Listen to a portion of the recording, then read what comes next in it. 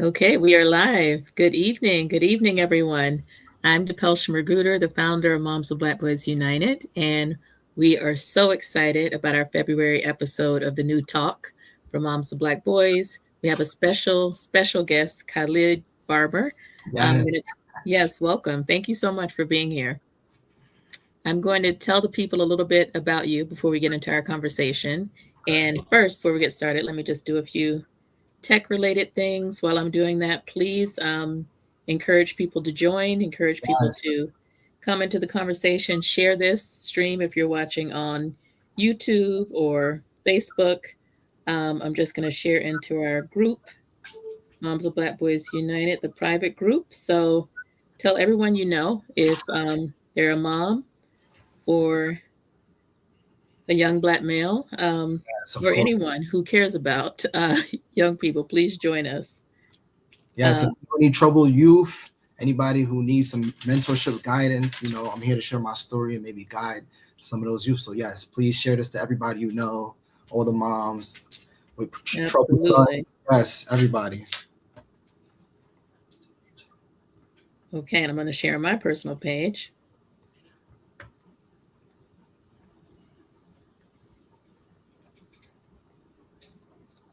One decision.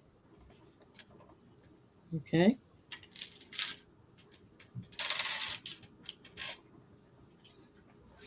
I'm excited. Okay. I'm excited too. So let's get started. I'm gonna share a little bit about you, then we'll jump into the conversation. Okay. Khallid Barber is a community advocate, tech educator, and author. Now we're going to talk about that. Dedicated to empowering youth and justice impacted individuals through digital literacy, entrepreneurship, and mentorship. Drawing from his lived experience, which we're going to talk about a lot tonight, he now teaches technology, decision making, and life skills to underserved communities while building platforms that connect people to opportunity. His mission is simple: helping others realize that one decision can change everything. And he has actually written a book called One Decision. So we're going to talk about the book, we're going to talk about the decision. But first, we just want to get to know you a little bit, Khallid. First of all, thank you so much for being here. And I should mention, I'll be remiss if I didn't mention that you are the son of the infamous, amazing Lucinda Cross, Yes. who everyone who's been following Mob United knows and loves. She hosts our annual vision board party, which we just did last month. So it's only fitting that you would come on 1 month later and inspire people in the way that she inspires us every year. She's been doing it with us for 10 years. So I also thank her for connecting us and letting us know about your book. And I've been following your story with her for a while. So it really is good to talk to you because I didn't tell you this when we talked before, but we've been praying for you and she's shared, along the way about your journey. So welcome. Thank you. Thank you. Thank you. Thank you. Yes. So lovely to Yeah. be here. Thank you for your time. Thank you for your time. So let's get into it. Let's start with just tell me a little bit about yourself. We're going to take it back. How old are you now? One, I'm 24 years old. Okay, so you're still very young, but we're going to take it back to the beginning, back to, you How know, far back? all the way wherever you want to start out. Just tell me a little bit about who you are, your childhood, where you're from, how you grew up, whatever you want to share about your formative years and how that made you who you are. Okay, so a little bit about myself. I'm from the Bronx, New York, originally. Born Boogie in down Bronx, okay. Boogie Down Bronx. If you know the Bronx, I'm from the Baychester area. So I went to school, charter schools, private schools in the Bronx. Um, Hmm. I'm an older brother, and I'm a Okay. older and middle brother. So I have two younger siblings and then two older siblings. So Okay. Older, so you're right in the middle. right in the middle. Yes, I'm kind of the middle child, but it's like, you know, I Yeah, got that's siblings interesting. for me. It's interesting though you started out describing yourself as an older brother because like middle children are often conflicted on their identity, but you see yourself more as Yes, older 'cause than I'm like, middle.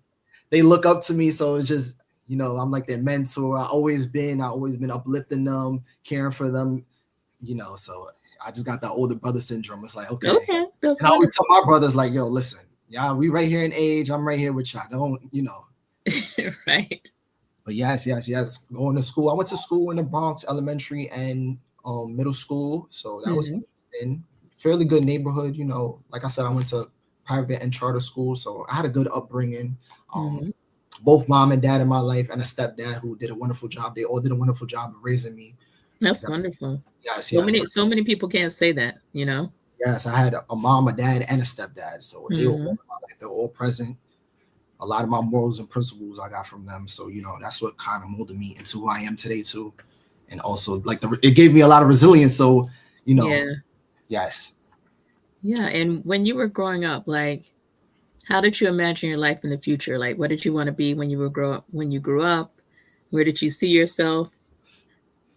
So, you know, I had a lot of people in tech. I would say like my biggest influence was my uncle from young. He used to always teach me how to use computers and stuff. He would tell me like little stuff he was doing on his computer. So I always found it intriguing. So I'm like, you know what? I want to take this lane and work. So, you know, I wanted to take on coding. A lot of my teachers too was like, hey, listen, the tech field is where it's at. So, you know, I dove into the coding world. So I'm like, okay, I could see myself maybe in Silicon Valley working for Google, doing some software development. Okay. Something along the lines of that. So, and they pay. So I'm like, okay, they pay too. So right. Yeah, you grew up in the digital age. I forgot how young you are. Like we didn't have those options in my day. We just had like the original computers. Yes. I know I sound very old, but so when you like, what were you like as a teenager? And I say that because many of us moms struggle with teenage children. Like, did you go through like a rough period, or were you like did you stay like a good kid? Or should I ask your mom that? Maybe I need to ask your mom. My mom is the better one to answer that. But I would say I was always a good person to be around. Like my friends could always say that about me. Like, you know, Khallid is going to uplift us. He's going to make sure our day is going good. He's going to be calm. Okay. I did have my own battles, you know, because traveling through school, like I grew up in the Bronx. I was born, but then I transferred. Like I was going to charter and private school. Now I transferred to high school, which was a public school. So now I moved to a different town. I moved to New Rochelle. So I had a lot of trouble with that. Yeah. What was that transition like? And it was because you moved to a new area? It was because I moved to a new area. I was the new kid. I was dressing nice. So I felt like I had a lot of trouble. Like a lot of people challenged me during them times. So it was a little rough for me. It took a little adjusting. You know, I was always good with my academics, but in terms of behavior wise, that's like the early forecast of where I started getting into trouble, you know. Okay. Got it. So you get through high school, you make this transition from private charter, public school. So you've been to every type of school there is. And now, now you're looking at your future, and what were your dreams? Did you always know you wanted to go to college? How did you approach that? I knew that I wanted to go to college. One, I heard college was very fun. So I knew going to college would be a good experience. And then also I knew that being a Black man with a degree is a good, like, I don't know how to say it. It's a good achievement to have, you know? So I'm like, I need to get my degree to be successful in this world. Right. So I'm like, you know, I'm going for software development. I'm going for coding. I'm going to school. I'm going to a 4-year school. Okay. So you knew you wanted to be on a tech path, you wanted to go to 4-year school, and you did, right? So you ended up going where? So I went to Buffalo State University first. Now, we're going to stay with Buffalo State. So you got Buffalo State, and what was your college experience like? Oh, Buffalo State. Buffalo State. If anybody knows how Buffalo State was, it was a party school at first. So okay, it was very interesting. I had a lot of fun. I seen a lot of different things, but also it woke me into independency. If I'm saying that right, like you have to be independent in college, so it teaches you a lot of things you have to do on your own. So yeah, I was a spoiled kid. Like I'm still trying to learn how to cook now, but I had to fend for myself in college. Did you know how to do laundry? I'm trying to teach my son laundry. I didn't know how to do laundry, sadly. My mom still laughs at me to this day, but I learned this in college. Okay, but you learned. Okay. I learned. I'm trying to make a list of all these things because, yeah. Listen, I'm so embarrassed saying this, but yes, I couldn't boil an egg. I couldn't do laundry. I didn't even know how to fold my clothes. I'm like, Mom, I'm calling my mom. Which slot do I put this detergent in? So she's just laughing at me. But yes, college was fun. College was very fun. It's challenging at first, but it is very fun. So you were having a good time. Yes. You were studying what you set out to study. Yes. Yeah. So how many years were you there before this night that changed everything happened? So I spent a year at Buffalo State. Then COVID happened, which was a transition to online school. Yeah. So I stripped away from that college life. So now I'm home kind of doing my schooling. Then I went to Albany University for a little, like about a semester and a half. And then the night happened. So now that's okay. So you went through the pandemic, which was tough on everyone, then transitioned to another university. But still, a lot of people probably never made it back to school after the pandemic. So it's even having the resilience to like leave, be at home, go back, re-enroll, like this is going great. So yes. Tell me, we're going to get up to the night. So tell me what happened that led you to write this book, One Decision. What was the decision and what unfolded that night? Okay, so the decision, which was very life-changing, I ended up going out in Queens to a club, right? It was for a friend's birthday. So, I'm hanging around these guys, I'm not really too comfortable with them, but it was comfortable enough for me to just go out. So I'm like, okay, I'm going to this club in Queens now. You're having a good time. Nightlife is never the best way, but it's like you're having this good time. Things is going on. So towards the end of the night, it was a good night. Nothing sparked in the club, but like leading outside of it, there was an argument that happened with the group of people I was with. Okay. Now, after a while, things became heated. I'm not going to get too much into it because I got a book, so I want y'all to read it, but things became heated. So now after a couple conversations, a shootout happens. So now we're in a shootout, and I took it upon myself to act like some type of hero. Like I thought I was a hero. It was up to me.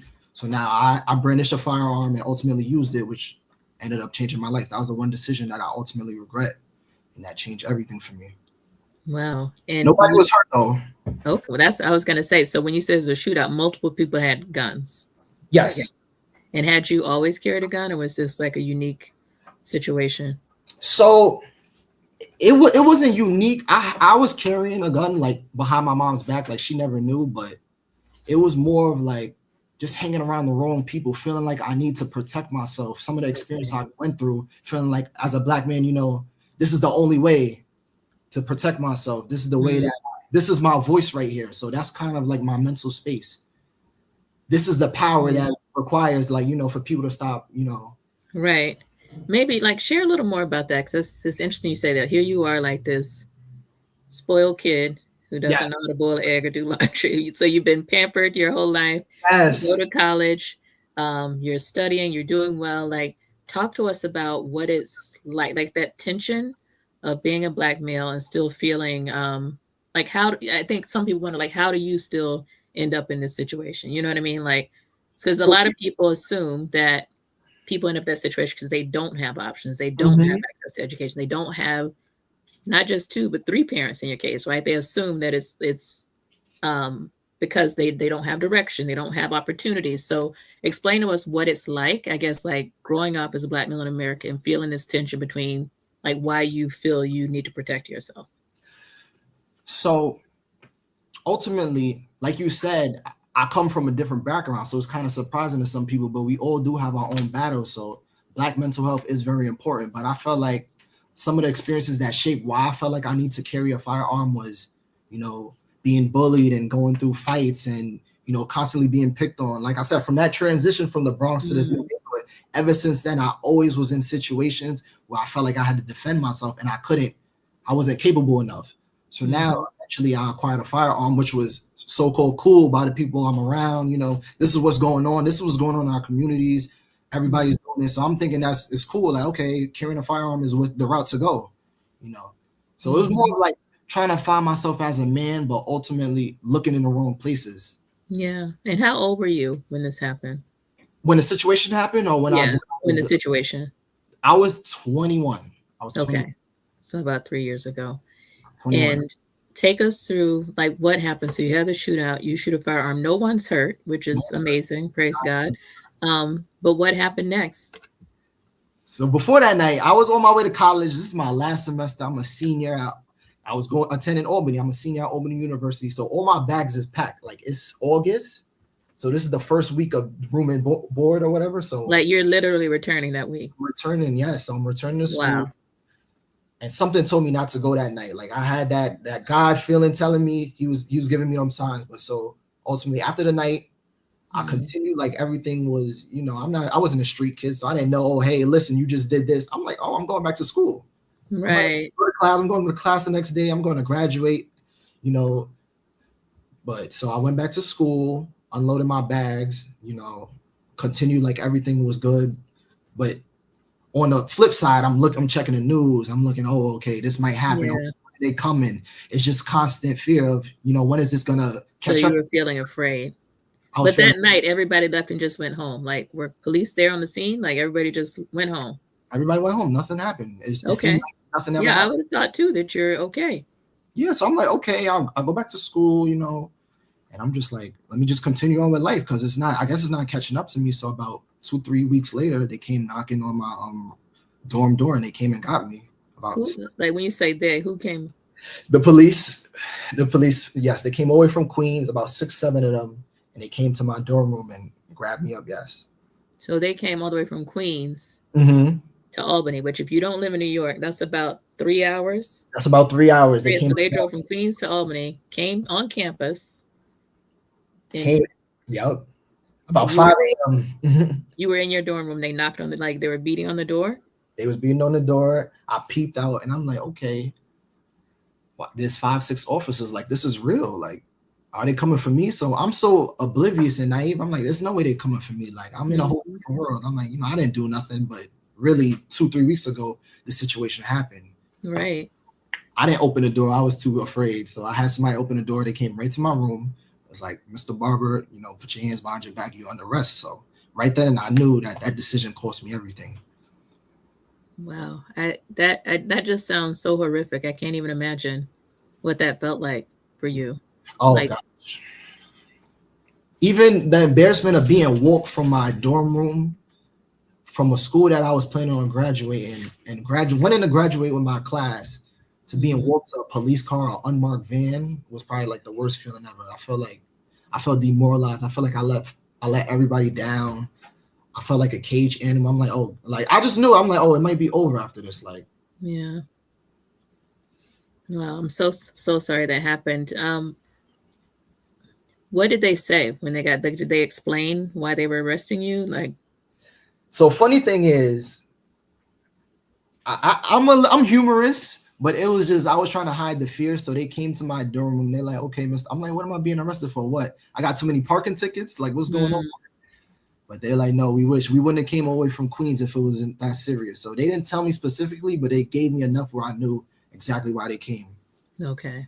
They're like, you know, listen, we just came to come get you. Something happened in Queens and we need you to come, you know, speak to our detectives and stuff. So okay. Everything for me. And tell me how things unfolded from there. They take you back, and did you go to jail or they just question you? So now they take me back. They allow me to give one phone call while I was on my way back on the police van. And I knew I couldn't call my mom. I'm like, it's no way. If you know my mom, she does so much. She's so powerful. She's, you know, the best ever. Like, she's like a super mom. But if I call her, like, I'm disappointed how I'm letting her down. So, you know, I call my dad. I'm like, hey, listen, I need a lawyer. And, you know, they let me do the call. And then we went to the central bookings where they read me my charges and stuff, which I had 5 felonies. And 5? Like, how does that equal? How, like, what are the 5? So the 5 felonies was, it was 2 second-degree possessions of it was criminal possession of a weapon in the second degree. It was 2 of them. It was brandishing a firearm. It was reckless endangerment. And it was an attempt murder charge. Oh, wow. Yes. So moms, please watch your black boys. Everything could be good, but you don't know what's wrong with them, what's going on in their mental health. My parents did everything for me, everything. So you've said mental health now twice. Talk to me about that. Like, was there a mental health issue you were dealing with, or? I wasn't outletting to people. I don't know if I'm saying that right, but I wasn't speaking out how I was really feeling about certain things, you know. And also, you know, yeah, I would say that, like, it was things going on that I feel like I wasn't comfortable enough speaking to my parents about, and my friends, you know, they don't want to hear that. They're like, you know, there's nobody to really talk to. So I'm looking at it. I was one of those who was like, who's doing therapy? I don't want to talk to nobody. I'll be fine. I'll put the world on my shoulders. I can do this. But no, you turn into like a bomb. So when you explode, you know, it's over. Wow. That is so deep. I really appreciate you sharing that and being vulnerable in that way. Because I think a lot of people feel that way, but can't really articulate it in the way that you just did. So I really, really appreciate you sharing that. Yes. So take us forward. So you get arrested. They do the questioning. I guess you get an attorney. One, I want people to understand like what happens like in the criminal justice system. So Yes. that's why I'm being procedural about it. Like tell us what happened from there. Did you go to jail? Did you get out on bail? Like So I'll walk you through it. So for okay. anybody situation or just needs to know for future reference, this is Mm-hmm. things we need to know. So they take me to central bookings. I speak to a detective. They tell me my charges. Now it's okay. It's either we'll bring you to Rikers or you could bail out. So you see a judge first. You sit in central bookings, and then you have to see a judge. That determines if you're able to go out on bail or you have to get sent to Rikers, which is the jail. Rikers sounds very serious. Like that's a very serious. Like nobody died, nobody got hurt. You have to go to Rikers. Everybody in New York City has to go to Rikers, no matter what charge you got. You have to go to Rikers. Okay. That's not a place you. And even if you don't live in New York, you probably heard of Rikers. Like it's a famous prison. Yes. Mm-hmm. So ultimately, you stay in central bookings is where they determine, like the detectives read out your charges, and you just wait to see a judge. Now, when you see a judge, like I said, they determine if you go to county jail or you're able to be released and fight your case on the outside. So it's two ways: you find your case on the inside or the outside. Mm-hmm. So I was fortunate enough to be granted bail, and yes, I was granted bail, and I was able to fight from the outside. Okay. Yes. And then how long was it before you went back to court? I think it was 2 weeks. Okay. 2-3 weeks. So Albany kicked me out. So I'm like, okay, now I'm attending court. Was it virtual? I think I was going in. I was going in for court probably like every 3 weeks. And it was court. It probably is like people don't understand that like going through court could just break you. Because you fighting these mental battles, you're going through all of this, you don't know the outcome of your life. Somebody sitting down is going to determine what happens to your life for the next 5, 10, 15 years. Mm-hmm. So that's not a position you want to be in at all. It's not fun. And that's just the before part. Right. So how long did this go on? You're going back and forth. And what are the multiple appearances for? Like you show up and like, why do you have to keep going back every few weeks? So it's more just getting, I'm not too found in the law system of what really goes on, but it's more like motions being passed. It's delays, more like sometimes they adjourn and delay. Yes, delays and all of that paperwork has to be approved, and so they just keep delaying, and they ultimately negotiate with you. But while this is going on, I did attend school again. So I took that, like I said, the resilience came in handy. So yeah. I took that. I'm like, you know what? After like 3 months, I'm like, I'm not going to let this beat me up. Albany took me out of school. I'm going back to school. I'm going to Buffalo State. That's my home. They love me. So you went back to Buffalo State while this is going on? Absolutely. And so you're going to class like a regular student. Did your fellow students know this was going on in your life? Nobody knew that I was going to court or going through this situation. So I would leave class. I would sneak out of class. I would be in the middle of maybe like my second class. I'll sneak out, put on a suit, and I'll go hide, and I'll go log into court. Yes, I'll go log into court, and I'll be like, okay, I'll join real quick, and then go right back to school. Wow. Like nothing happened. Take off my suit, put it back in my bag, and go back to class. Like I'm back. That's amazing. Like you're just living this dual life, real time. Oh gosh, it took so much out of me, but it built me to who I am today. So Yeah. And we're gonna get to that. So take me through the case. Like, how did it unfold? How did it conclude? What was the outcome? Did you have to spend more time in prison? All right, so I'll walk you through. So okay, I'm going to court monthly. This is virtual because Buffalo is about 8 hours away from the city. So like time and time, I'm going fighting. They're giving me deals that I don't want to take. They was offering me about, I think like 7 years or 8 years at first. Well, first it was like 14, then it was like 7 years. And I'm like, okay, we just So they're trying to offer you like a plea deal? They trying to offer me a plea deal, but okay. I'm not. And how did you think about that? I'm like, oh, like this is just like the worst thing ever. Like I'm not a street kid. What you mean I got to spend 7 years in prison? I didn't even hurt anybody. This is my first charge. Yeah. I made a mistake. That is kind of unbelievable. Yes, this is what goes on. People need to really know this. People really need to know this. This is not. It's not a game. People look at this. People are saying we need to make a movie about this. Mob United movie. Yes, We'll talk about that. I would love to be. I would acquire the rights to the Khallid Barber story. Absolutely. Yeah.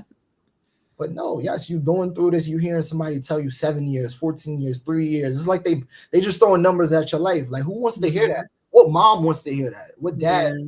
Enough of me, but what about my mom, my brothers and sisters? They just as hurt as me, like, you know. So and so you had an attorney who I guess you're talking through these options with, and what did you ultimately decide? So sadly, I was in my last semester of Buffalo State University, and the judge told me that she can't prolong the case because we was just trying to get it prolonged till I graduate. Okay. I was right there. I only need 10 credits. So I needed 10 credits. So this is what we told them. Hey, listen, I only need 10 credits.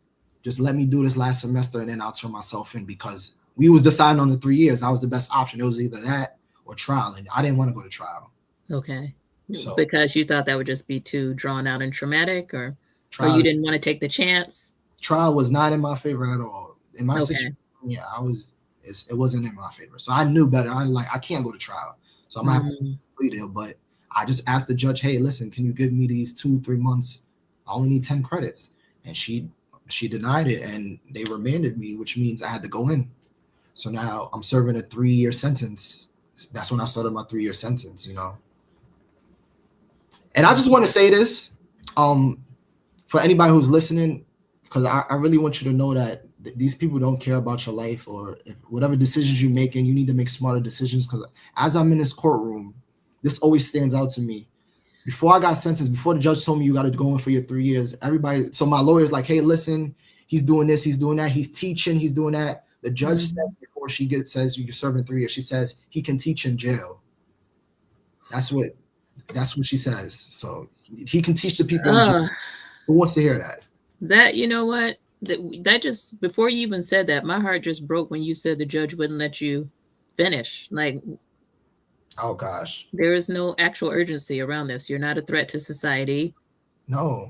No one has been harmed. This is now years later.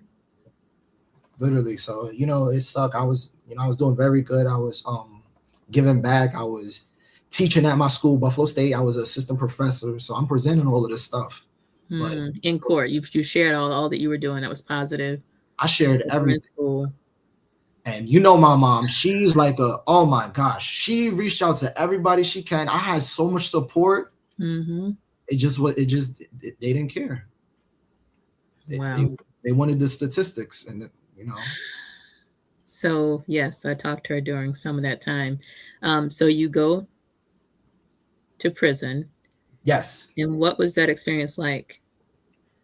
So I get sent to Rikers, and I spent a little time on Rikers, about 2-3 months, which was absolutely terrible. It was the worst thing ever. I'm not gonna lie. My first couple of days was just, you know, you're going to unfamiliar territory. You're just battling mentally. I'm being taken away from my home by force. I can't. All right. Anything I wanted to change, you can't change nothing about this anymore. There's nothing you could do. This is not in nobody's control now. It's whatever they want to do with you. So that mental battle was hard. Being cuffed and shackled all the time, you know, barely seeing daylight in Rikers, you know, it's just bad. The food is very bad. So. And did you encounter violence? Like, were people? So was it as we see and hear about? No, it's very violent in Rikers. I'm not gonna say personally that I've been through anything extreme. I'm a man of God, and I live with God during these times. I grew up in a Christian household, but especially during these times, my prayer warriors made sure that I was aligned and my spiritual grounding was strong. So I didn't have to do anything, God willingly. But I've seen, yes, it's very violent. It's everything you hear about. The conditions. It's no place for nobody. It's no place for no man. So I go through that. How did you get through it? Like, how did you survive it mentally and physically? Surviving that was more of, because a lot of people don't. Like, I would say 80% of people mentally break. I took it upon myself to build a schedule So I made sure I occupy my mind, because it's like you sitting and rotting. You rotting and you just around negativity all day. There's no positivity in like 80% of jail. So Yeah. I took it upon myself to read, to work out, to learn something new. I was studying Spanish. I'm working out 4 times a day. I'm distancing myself from people. So I did a lot of things just to stay away. Mm-hmm. Because And did you have to stay in the whole 3 years?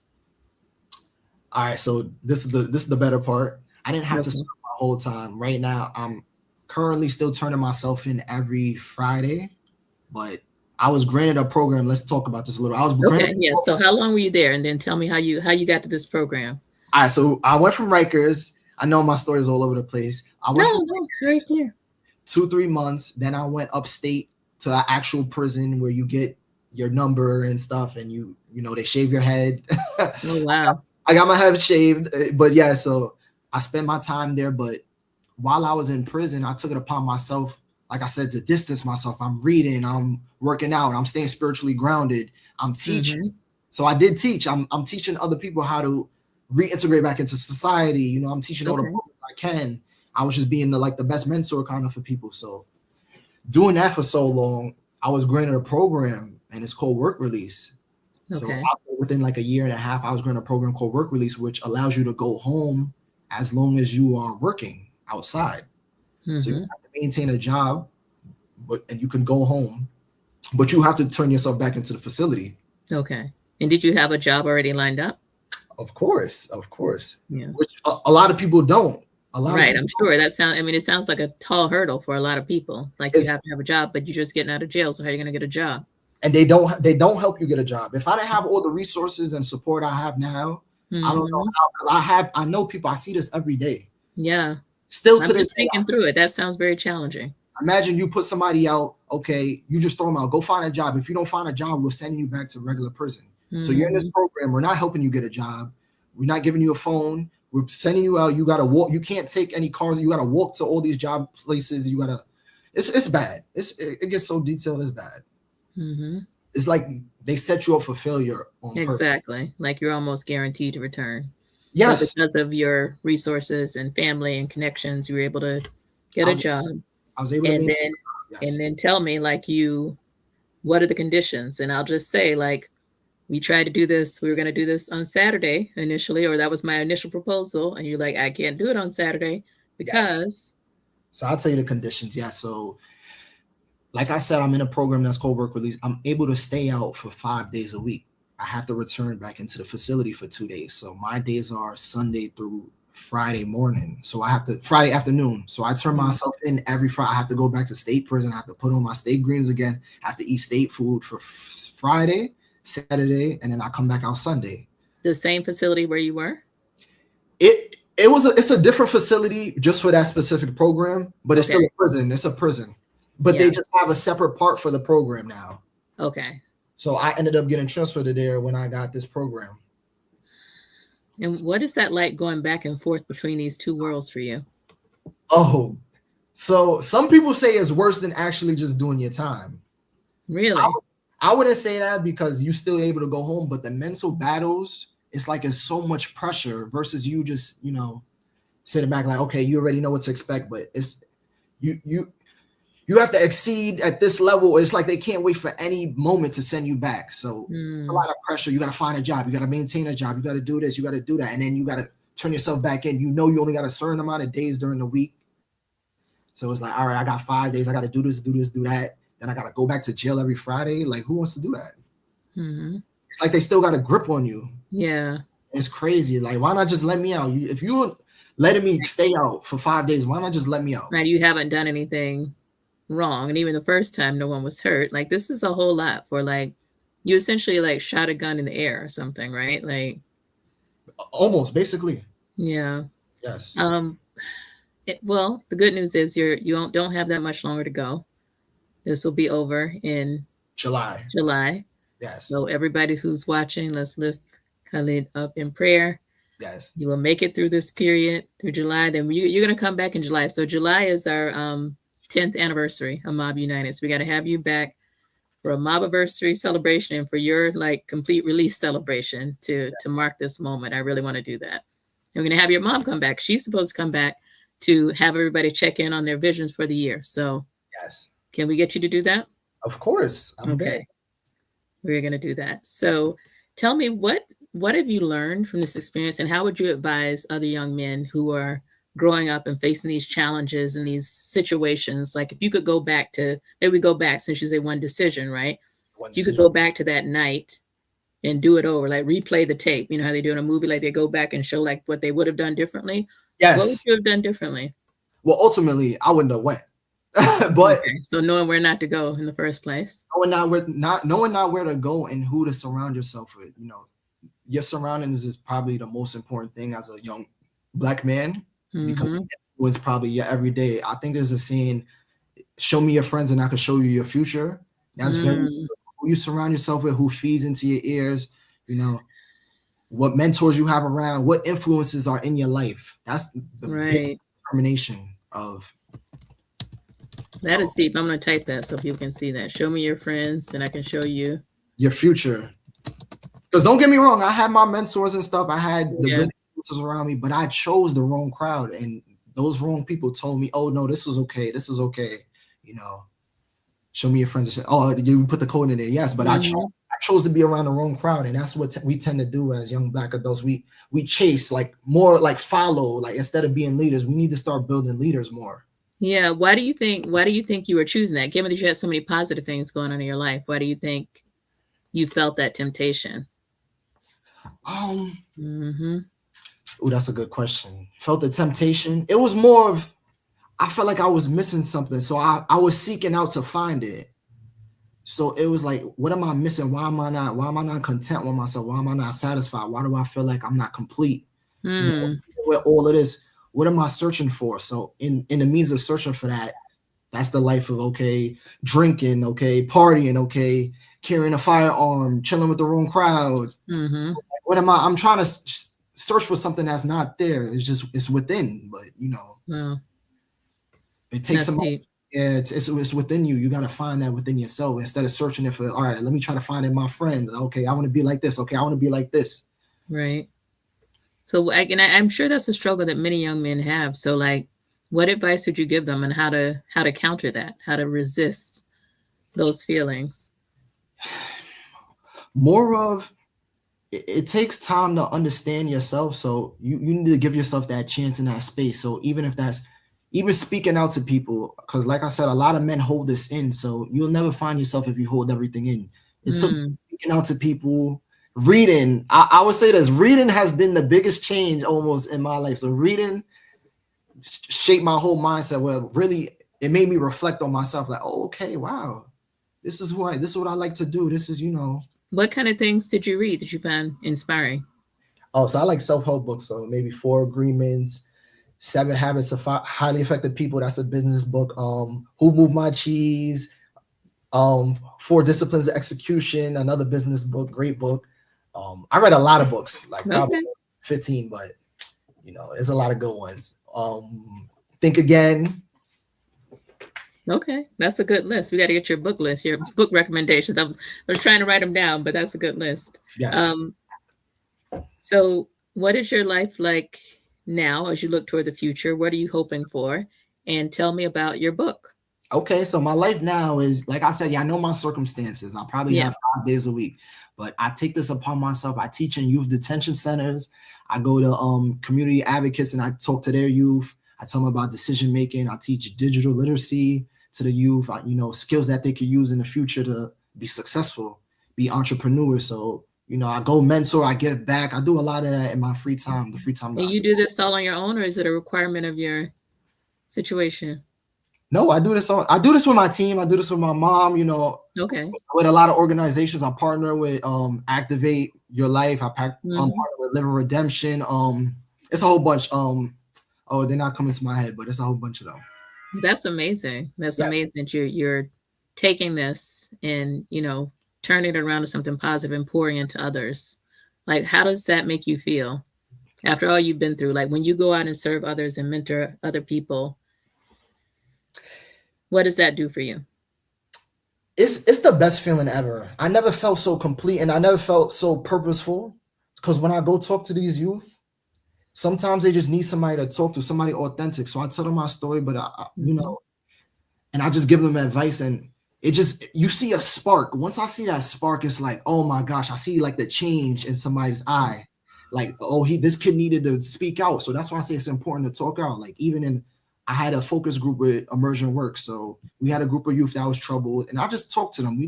They told me stuff they didn't even tell their closest friends. So I'm like, this is how you go about this. I've been in this situation. You don't want to be here. You're right here. So let's go this way, not this way. But it feels so good. Like, it's probably the best feeling I ever felt. I love this work. That is incredible. We are so proud of you. I just have to say that. Oh, you have another partnership coming in from the Bronx. Hi, Bella. Yeah, yes. I'll connect you. I'll connect you. Yes. Yeah, that would be great. I know the organization she's referring to. That would be a great connection. So tell us, how can we get your book? And you also have a book launch party coming up. I don't know if you want all of us up in there, but tell us what's happening next. So as you hear my story, that's why I wrote my book. It's about decision making. Decision making could change your life for the better, or the worse. But I took my worst and turned it into better. So let's talk about where you could get the book. You could get it at KhalidBarber.com, KHALLID, Barber.com. You could get it on Amazon. There's a link in my bio on Instagram, Khallid Barber. And attend my book signing. It's for the youth.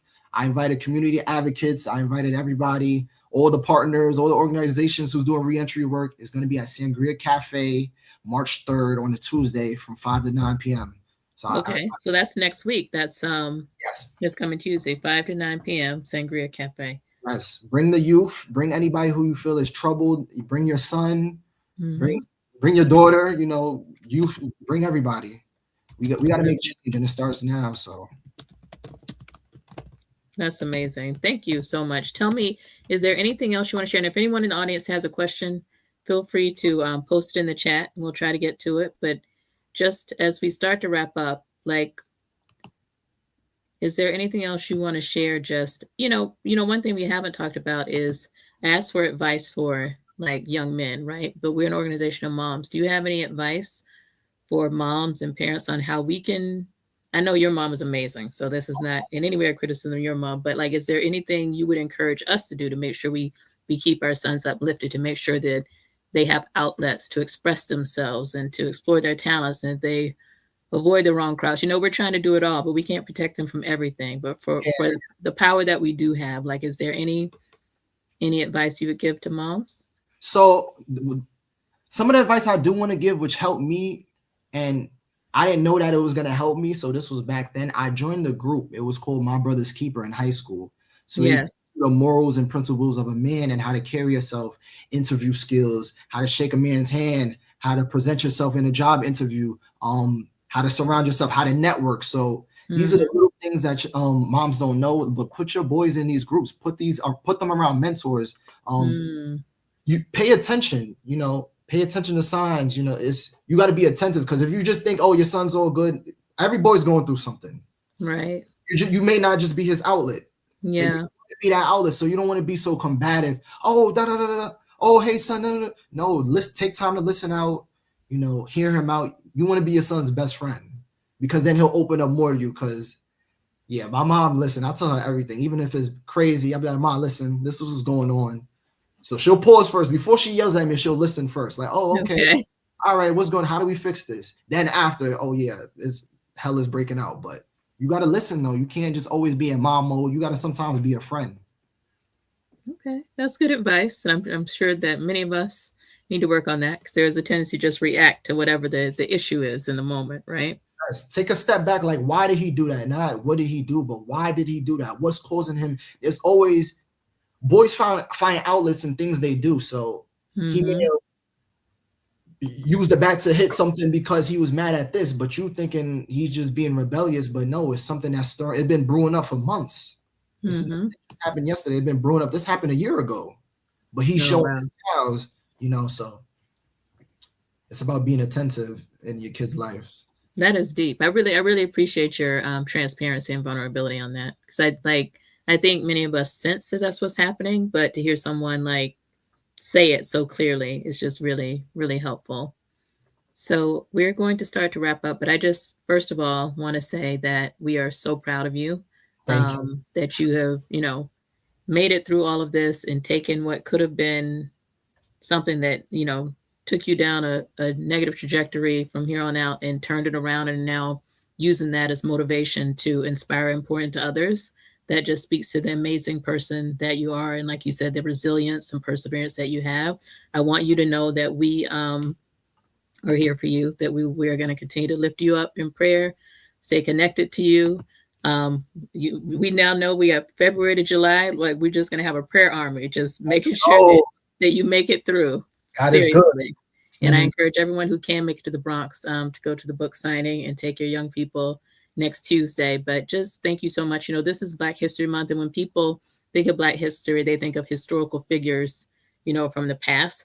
But we really wanted to take this moment to lift you up, because Thank we you. have to encourage young men, and not just people who are always doing everything right. Everyone's going to make mistakes. People are going to fall down, but you have really lifted yourself back up, and that is Black history. And I believe that you're going to continue to make history as you continue to make your mark on the world. The fact that you've written this book and you're out teaching and mentoring and coaching and all these things, this is only the beginning for you. I truly believe that. So I just want you to know how much we appreciate you spending this time with us, how much we appreciate you pushing through it all, and just know that we're here for you and we love you, and just can't wait to see all that's going to happen in your life. Yes, yes, yes. I want to leave one last closing remark. It's just something to just walk off with, because I feel like it's a lot of tension, but I don't want to hear any I can'ts this month, because listen, if I can do this and I only have 5 days a week and I got to turn myself back in, then you can do it. I don't want to hear any complaining. Everybody, we got this. One decision. One decision. One decision. That's it. That's a great way to end. Thank you so much. And everyone, thanks for joining. Everyone in the audience, please share this. Everyone needs to hear his story. So this will continue to be up on our platforms, on YouTube, on Facebook. It's going to be on Spotify, and our website. So wherever you are, if you can share this so that you can inspire some other young man on the way. All right. So have a good night, everyone. All right.